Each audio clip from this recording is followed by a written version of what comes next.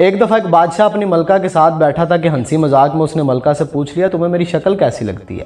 ملکہ جو بادشاہ کی عزیز ترین بیگم تھی وہ بھی ذرا مذاق کے موڈ میں تھی، لیکن اس وقت اس نے جملہ بڑا کرخت بول دیا، آپ اسے سلپ آف ٹنگ کہہ لیں۔ بولی مجھے آپ شکل سے جہنمی لگتے ہیں۔ یہ فکرہ سننے کے بعد بادشاہ کو غصہ آ گیا اور بولا میں اگر جہنمی ہوں تو تمہیں 3 طلاقیں دیتا ہوں۔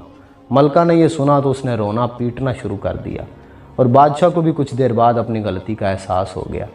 اگلے دن بادشاہ سلامت نے ملک کے تمام علماء، مفتی صاحبان اور اماموں کو دربار میں بلا لیا اور ان سے پوچھا کہ کیا اس طریقے سے میری طلاق ہو چکی ہے؟ سب کا باری باری یہی کہنا تھا کہ ہاں آپ کی طلاق ہو چکی ہے اور شریعت کی روشنی سے ملکہ عالیہ اب آپ کی زوجہ نہیں ہے۔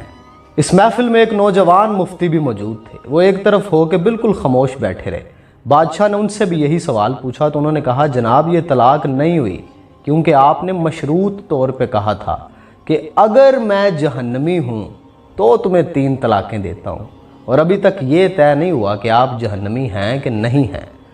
آپ کو اگر کوئی شخص جنتی ہونے کی ضمانت دے دے تو پھر آپ کی طلاق نہیں ہوگی۔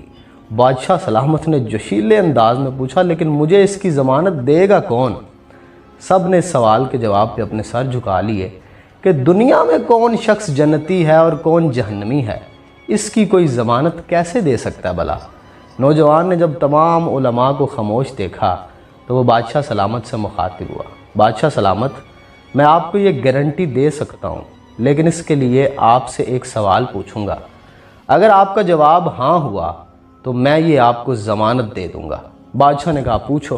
تو نوجوان نے پوچھا کہ آپ کی زندگی میں کبھی کوئی ایسا موقع آیا تھا کہ آپ گناہ پہ قادر تھے لیکن آپ نے صرف اللہ رب العزت